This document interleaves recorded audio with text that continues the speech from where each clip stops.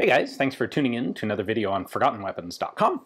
I'm Ian McCollum, and today we're going to take a look at the Egyptian Rasheed rifle.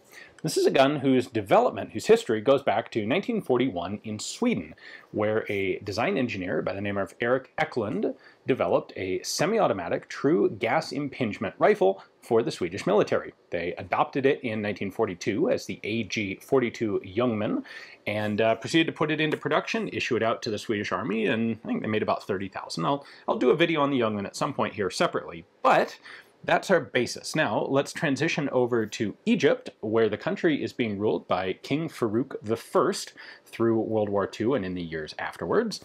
Farouk was not a very popular king. He was very rich and liked flaunting it in a country that was not particularly rich at the time. But among his many faults, he was also apparently a pretty excellent marksman, and he was very interested in modernizing the Egyptian army. And as a result, Egypt, well, between him and his successors, Egypt was a pretty interesting country for small arms in the years after World War II. Farouk wanted semi-automatic rifles, and he talked to kind of all the major players in Europe about this after World War II. He talked to the French, the British, the Swedes, and the Belgians. Now, among other things, Egypt would go ahead and order a pretty large number of Belgian FN-49 rifles in 8mm Mauser. That was the standard military caliber for Egypt at the time. And then he was also looking to manufacture a rifle domestically. So after talking to the British and the French and the Swedes, apparently one of the elements in his decision-making process was that the French and the British both had very definite colonial interests in North Africa. The Swedes really didn't care. They had no particular interest in what Egypt was doing politically. They were just interested in making a commercial industrial sale. And so Farouk was in the process of arranging to purchase rights and tooling to manufacture the Swedish Ljungman rifle in 8mm Mauser manufactured in Egypt. Now, in early 1952, Farouk was overthrown by a military coup, and Colonel Abdel Nasser came into power. Now, Nasser's government was obviously very critical of Farouk's government. They changed a whole lot of things. The country's national foreign policy shifted from a westward-leaning one to a Soviet-leaning one, but one of the things that Nasser didn't change was the interest in modernizing the military, and in September of 1952, that contract with Sweden officially went through. Egypt gets its tooling and it starts producing 8mm Hakim rifles like this one. You may notice a few of the similarities between these two guns. Well, the Hakim here is basically a Ljungman in 8mm with an adjustable gas system and a big muzzle brake on it. The Egyptians would manufacture nearly 70,000 of these and use them for a while. But, as I said, Egypt was starting to shift to a more Soviet-focused foreign policy, and that would impact their military supply. So the Soviets started supplying Egypt with military goods as well as other aid in the 1950s. In 1955 or 56, the Egyptians got their first batch of SKS rifles, apparently 8,000 of them. Egypt was also using semi-automatic CZ or VZ-52 rifles from Czechoslovakia. Those would have been in 7.62x45, but the whole semi-automatic, intermediate cartridge, wood stock milled receiver rifle was very much a thing in Egypt at this point.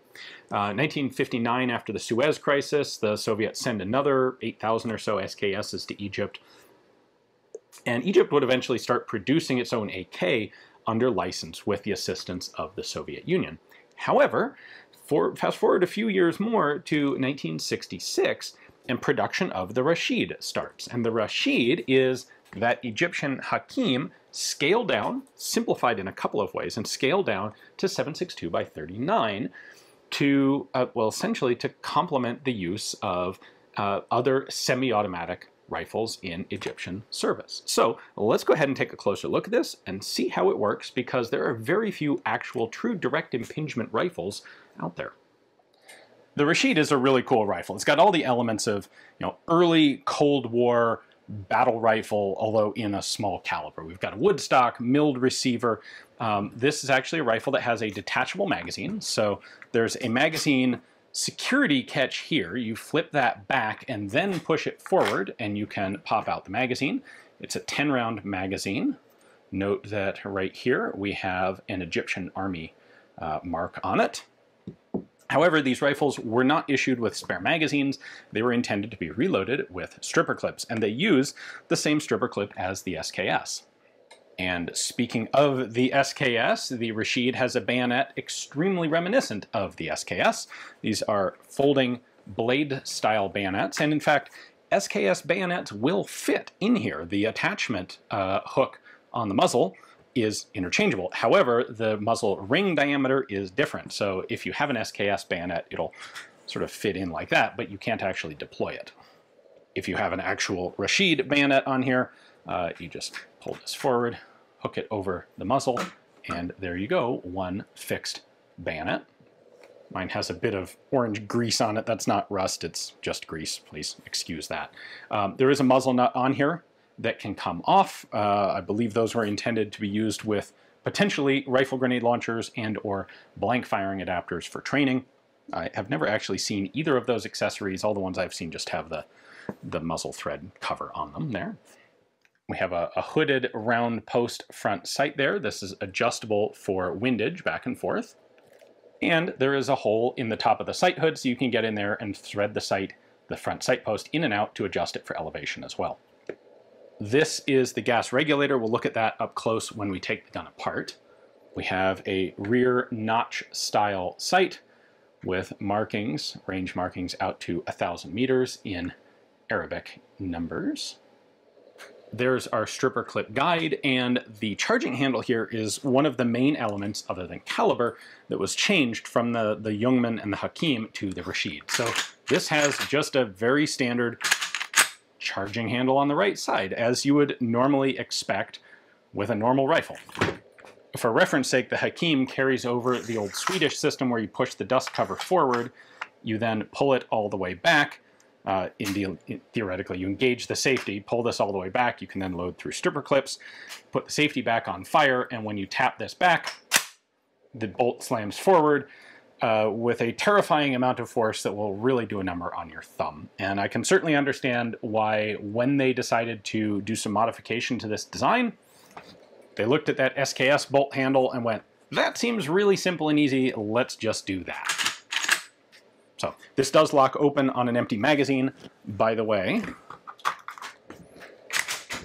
so that you can load a stripper clip of 10 rounds into it. The safety is this lever on the back. The left side is fire, the right side is safe, and that locks the trigger. Basic disassembly here is pretty easy. You take the top cover, slide it forward a bit, it's under spring tension there. You then move the safety lever to the center position, and you can just lift this safety block out. Then the top cover and its main spring. This is actually multiple springs nested together.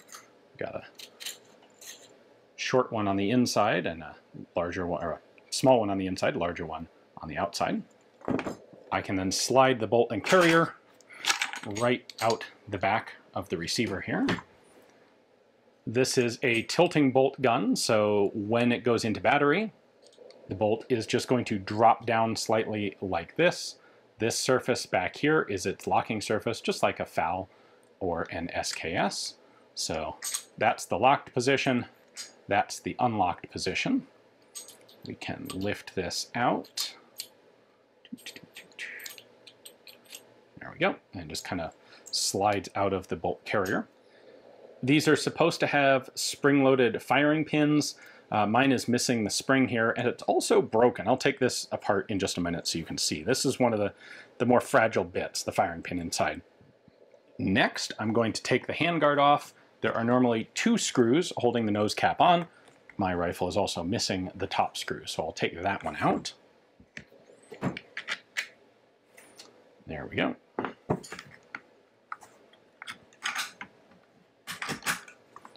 Extend the bayonet to get it out of the way. That slides off, and then we'll lift this up to get it out of the way as well. The handguard lifts up and slides forward. There are 2 holes here and 2 pegs in the stock that hold the handguard in position. Now, I mentioned that this is a true gas impingement design, and what I mean by that is there's a gas port in the barrel right here that's going to tap gas off the barrel into this tube. We do have a multiple position adjustable gas system here. Those little notches are your adjustments for low, medium, and high amounts of gas, and then there's also a notch over here, rotated over to there, and it actually cuts off the gas completely, which would be for using rifle grenades. Now, gas comes down this tube, much like an AR system. It exits here. This is just an open gas tube. And that nests into this matching cup on the bolt carrier. However, unlike the AR, that cup is just a blind hole. So it sits like that, and when gas blows down that tube, it just literally blows into this hole, which pushes the bolt carrier back, which cycles the action.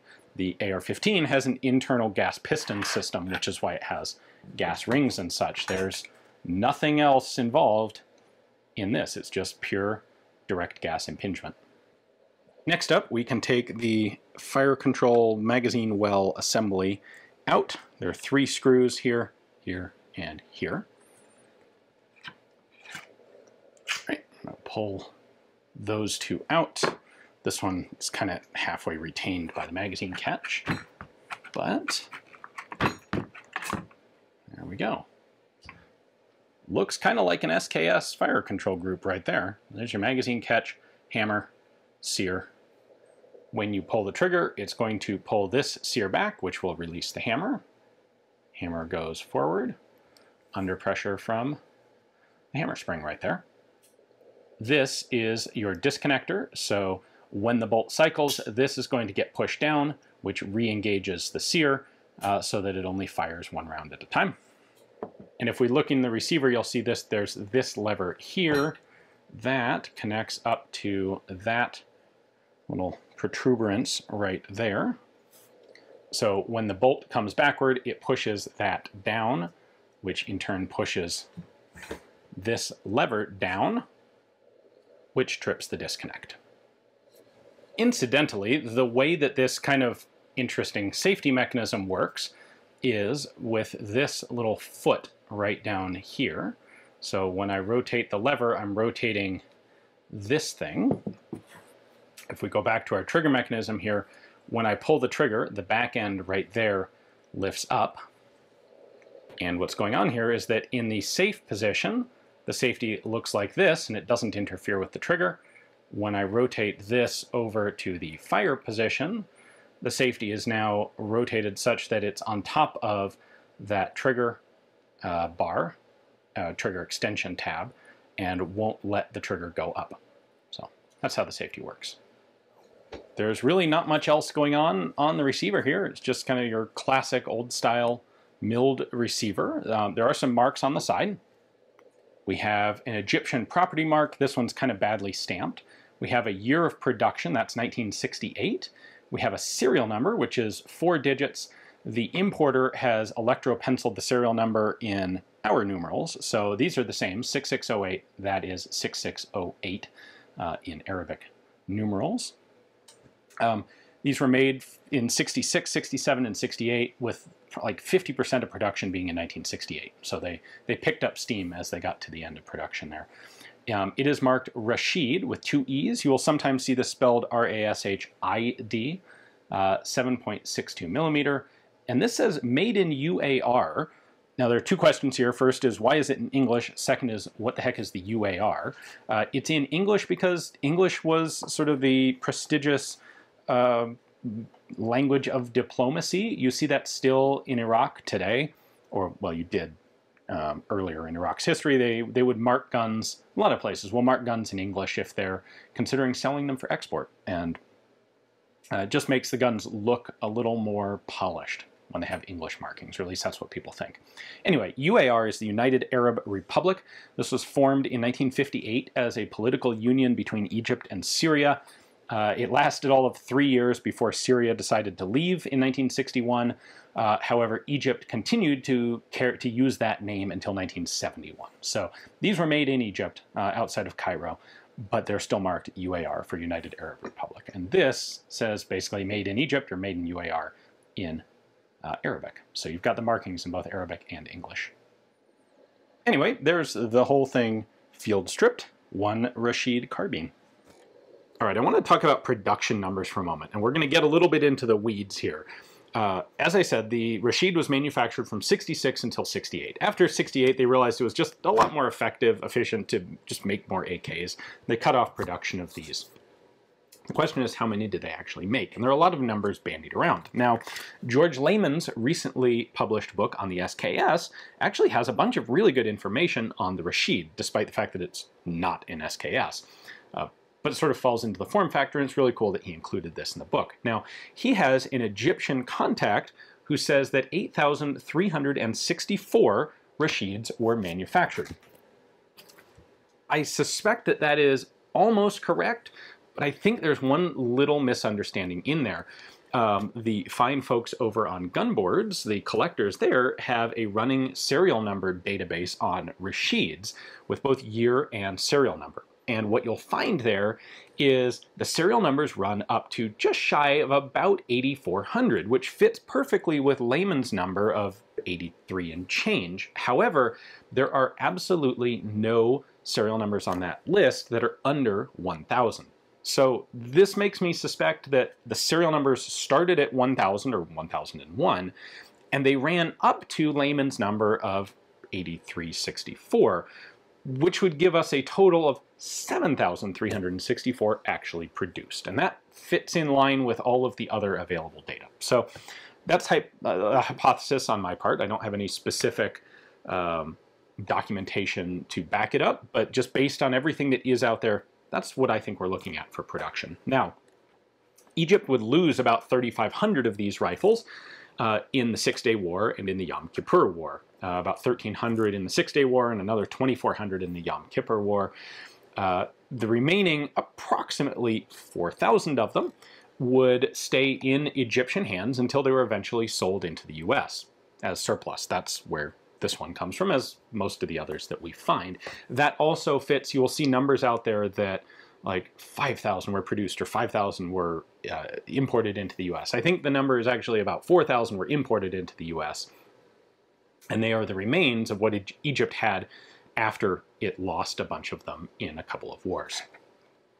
Now, in Egyptian service, these were not issued to frontline army troops. These were made specifically for the District Ward Reserve Army, effectively Egypt's National Guard. And it makes a little bit of more sense that they would issue those guys with a semi-automatic rifle, something that's, I mean, in theory, you'd give them something that's a little cheaper to make than the standard infantry rifle. In this case, the Rasheed was almost certainly more expensive to manufacture than AKs, than the Mahdi AKs.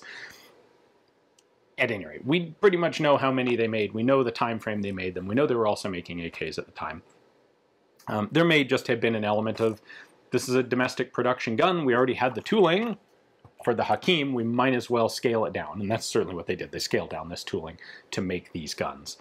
Might as well put it to use. So that is the story of the Egyptian Rasheed. However, there is one additional tangent to it that we'll get to in a separate video, and that is the fact that Egypt would get rid of the tooling after they were done producing these, and they would sell it to Iraq, and Iraq would make its own version of the Rasheed. So we'll cover that in a separate video. For the time being, I hope you enjoyed this one. Thanks for watching.